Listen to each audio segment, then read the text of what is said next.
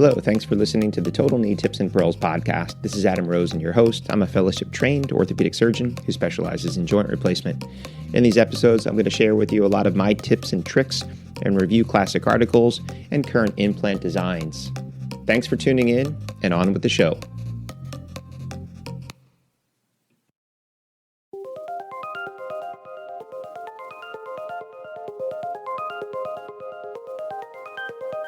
Hello and welcome back. This is Adam Rosen, and you're listening to the Total Knee Tips and Pearls podcast. So staying with the theme on the last few episodes, we're going to talk again about total hips. Again, I've been receiving a bunch of requests to have some hip information, so I'm going to try to hit you with a few episodes just to give you some similar tips and pearls on performing a total hip replacement. And, we talked about balancing, and then we talked about the acetabulum. So now I'm going to talk about the femur and femoral preparation.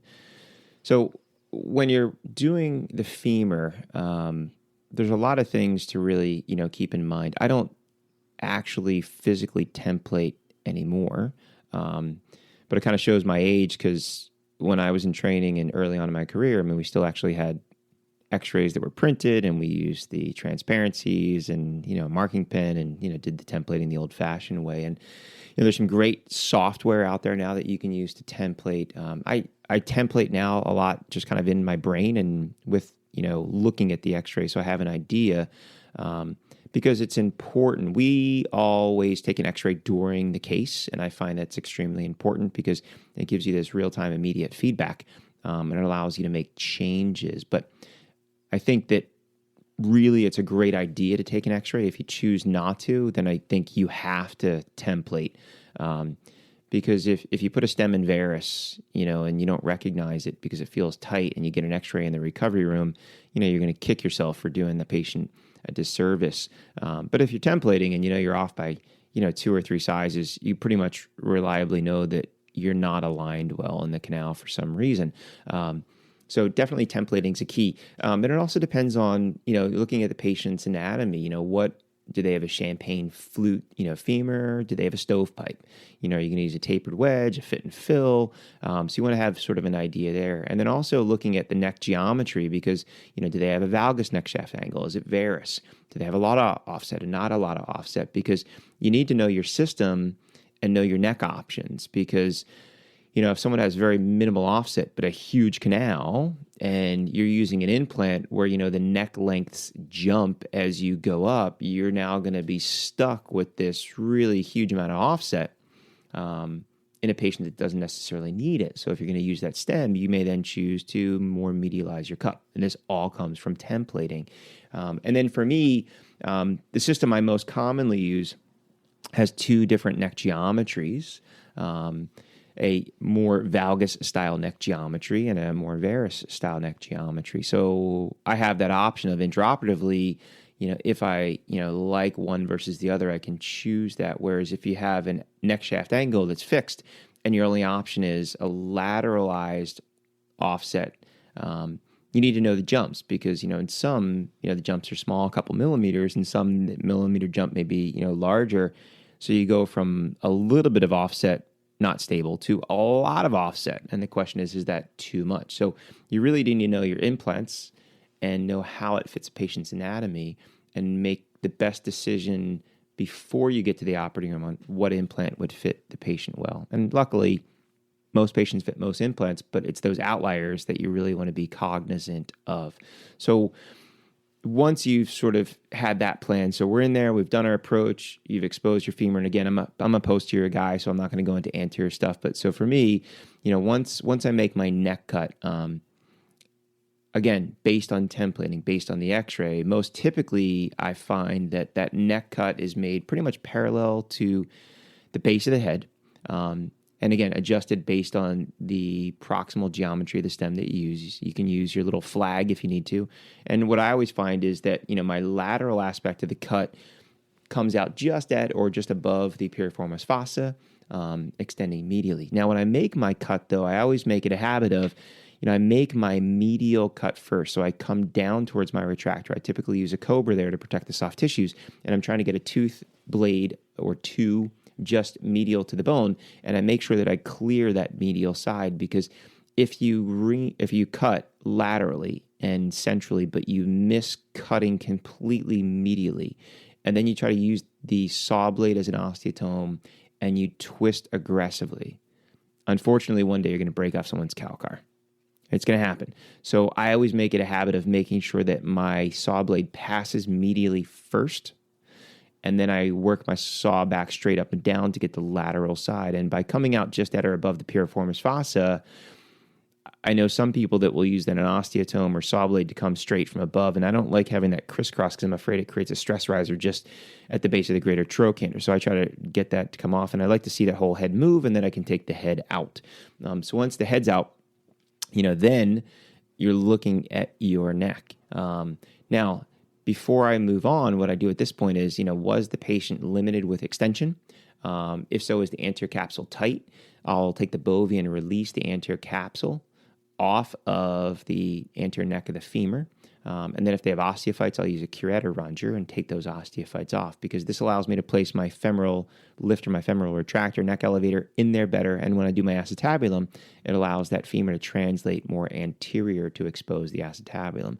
So once I've placed my femoral elevator, I tend to place a cobra medially, and I use a little skinny mini retractor laterally, but I keep it down so my assistant knows that that is there to protect the abductor. So when I use my canal finder, broaches, putting in the implant, they are moving that and adjusting that to make sure that I'm not damaging any of the soft tissues over there. So the next thing, and I most commonly use a tapered wedge. I use different stems depending on the patient's anatomy again, but most commonly a tapered wedge. So what I then do is I use my box osteotome, and it's extremely important that you attempt to create your version with the first box osteotome and then maintain that. So if someone's not paying attention and you use the box osteotome and you put it in retroversion, one, if you don't recognize that, you're going to keep putting your stems in retroversion, or then if you recognize it late, now you have this big gap. So you haven't really impacted bone, or you don't have a good press fit because you have this big anterior posterior gap because you've placed things differently. So, I make sure that my box osteotome looks appropriately anteverted.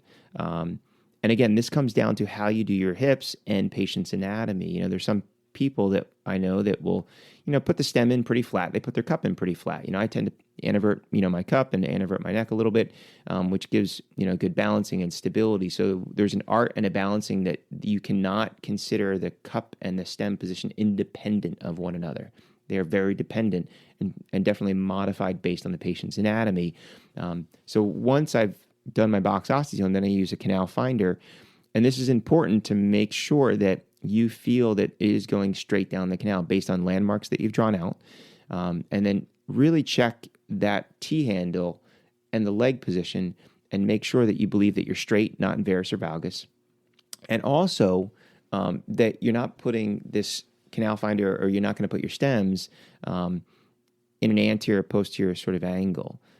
Most commonly, what I see is people struggle with small incisions. They can't get the leg down, so their handle and their broach comes up. And they may undersize the femur because when you look on the lateral, what you're actually looking at is the tip is along more the anterior cortex, and up where the neck is, you've sort of inserted that more posterior in this weird angle. So you got to make sure that you're flat. So once you really key in on that T-handle, really try to keep an eye on how perpendicular the handle is to the leg, because that's going to be the back aspect of your broaches, and making sure that you're down the canal. If you need to, if you feel that you're in varus with the T-handle, that's where you can sort of lateral rasp and get that up out of the way. And now you're going to go through your broaches. Now, depending on size, me and the techs, we tend to either start at a higher size or jump every other size. If it's a large canal, smaller canal, we might start lower with a starter and then just go up by ones. But as you broach, what you're going to be doing is you're going to maintain your version as it goes in and as it comes out. Commonly I'll see people put it in and they pay a lot of attention, but then as they come out, they're just kind of pulling it out. And again, if you're trying to press fit a stem and you're putting it in appropriate version, anteversion, but as it comes out, it retroverts, you're taking out this bone anteriorly or posteriorly, depending on which way you've sort of moved the broach. and then you're not going to get a good solid press fit. So you really want to make sure that that broach goes in the appropriate anteversion, and it comes out in the appropriate anteversion. Now, where can the problem occur, especially as you go up in sizes, is that your assistant holding the retractor, you need to make sure that that assistant doesn't get lazy or lose control of that retractor, because if that retractor pushes up, it can push on your broach or the neck, and that can place you into retroversion or create sort of a tilt in your stem, so it's not going in straight on a lateral view. And then also your leg holder, that if your leg holder is constantly moving the leg and you're not aware of that, even though your hand hasn't moved, the leg keeps changing, so the version keeps changing. So it's extremely important that when you start, that you're aware that the leg position doesn't change and that the retractors allow you the exposure so they don't affect the position of your handle or your broaches. So you've broached. Now, when we're broaching, there's sort of a art, and you'll hear, if you hear, people that do hips well, you'll hear each one has their own sort of unique sound, like a musician. Mine and my tech always talks about it. I think he almost says it sounds like the Gremlins sort of theme. So it's a dent, dent, dent, dent, bop, bop, and that dent, dent, dent, dent is my down, bop, bop, bop, bop, and then the back is pop, pop. So it's down 4, sort of back 2. I guess that's my com, and I change it up from time to time. Technically really not thinking about it, but that becomes my broaching is down to it's kind of seated. So usually you can get it by hand almost down, but then it's tight, you're trying to move it. It's a dun dun dun dun, and then back bop bop, then back down again, dun dun dun dun, back bop bop. If you're hitting it back hard enough that it comes way out, you don't have control of your broach or your mallet. So you really want to get it down, see it seat a little bit, back, just basically like a bead or two or like a ridge or two, and then down again. And depending on the sound and the pitch is how you change and adjust. You'll hear me talk a lot, especially as we get into the final broach or the actual implant or the cup. You heard on the previous episode, this crescendo, decrescendo, because if you hit everything as hard as you can, one day you're going to break something. And it doesn't really give you a chance to hear and feel. And if you're hitting it hard and fast, you're going to break it before you can even stop that next swing. So as you're getting into the final, it's that crescendo, decrescendo. But in the beginning, usually these go down small. So it's pop, pop, pop, pop. Okay, it's down, pull that out. Next broach. Pop, pop, pop, pop, down. Pull the next broach out. Pop, pop, pop, pop, down. Next broach. Okay, now we're getting tight. So now it's the pop, pop, pop, pop, and then back. Tin, tin, down, pop, pop, pop, pop, back.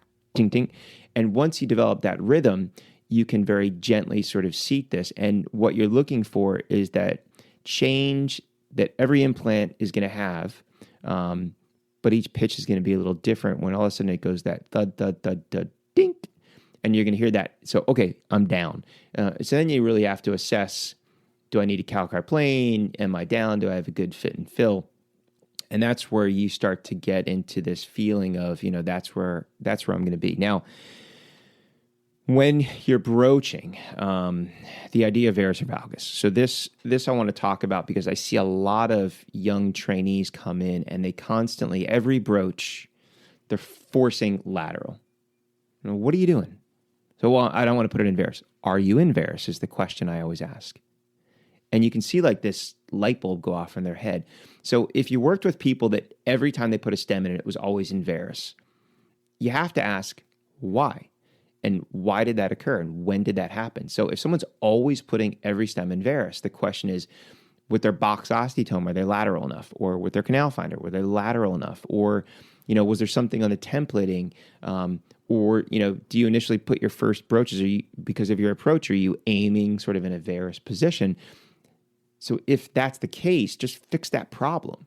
But if you're in varus, let's say we're going to go up to like a size 6, and you're on broach 3 or 4.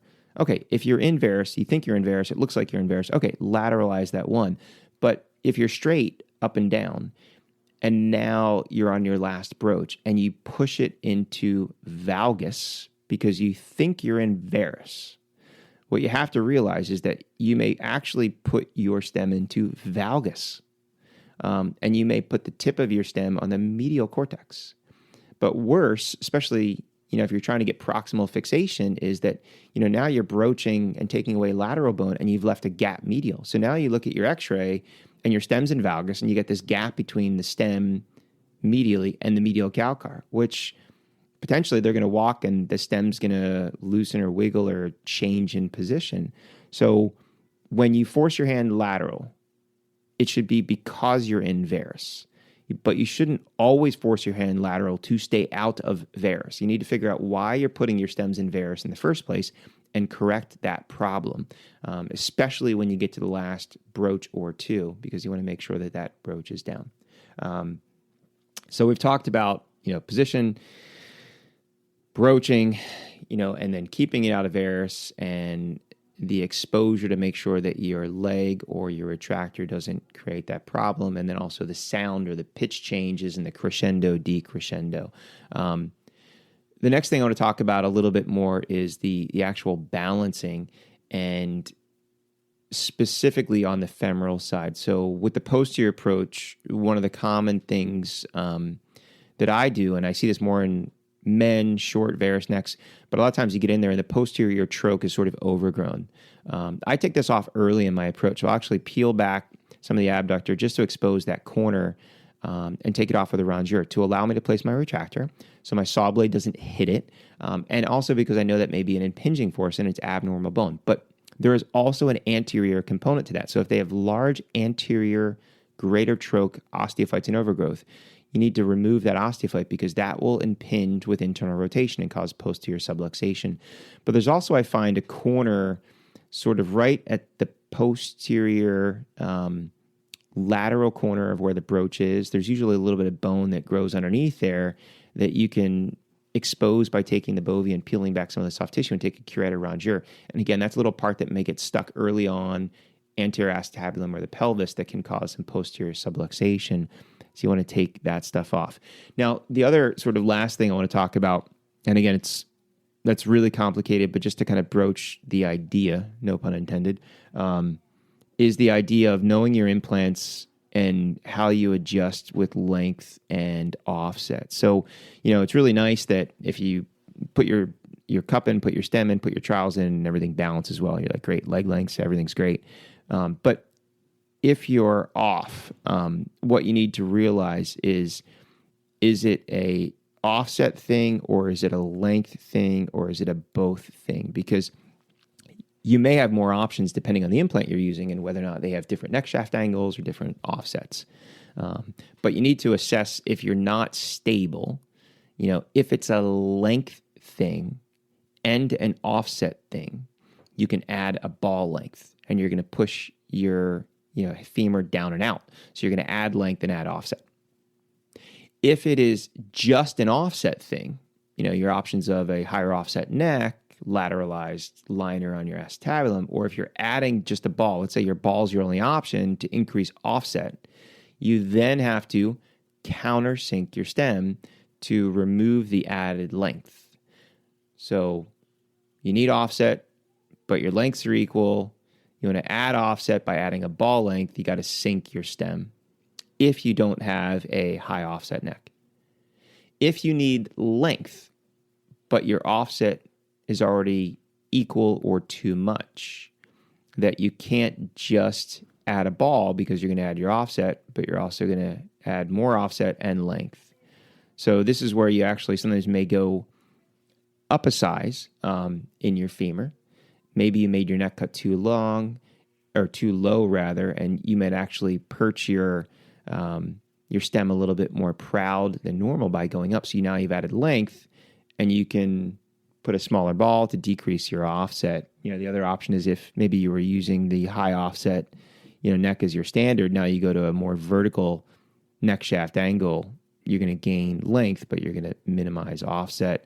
So those are just options that, again, would come into play with your templating, and more important in the extremely varus neck, or more important in the extremely long valgus neck that hopefully you're paying attention to before you get in there. So a whole lot of information, exposing the femur, making your neck cut, using your box osteotome, setting your version, things that prevent the change in position of your femur while you're broaching, setting the lateral position, broaching, the sound of broaching with the use of your mallet, the crescendo, decrescendo as you get towards that final broach or the implant, not putting everything in valgus just because you think it's in varus. You can only shift it, laterally if you think you are or know you're in varus. And if you're constantly in varus, figure out why you're putting these in varus.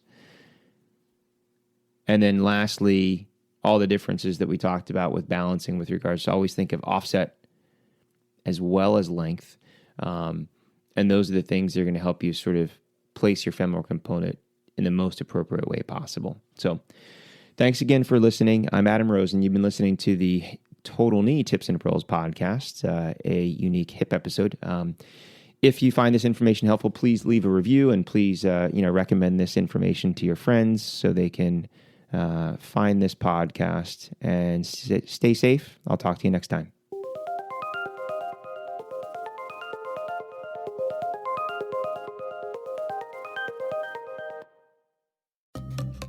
You've been listening to the Total Knee Tips and Pearls podcast. Make sure that you're subscribed so you'll be notified of future episodes. And please take the time to leave a review. It helps other people like you find the show. Until next time, stay safe.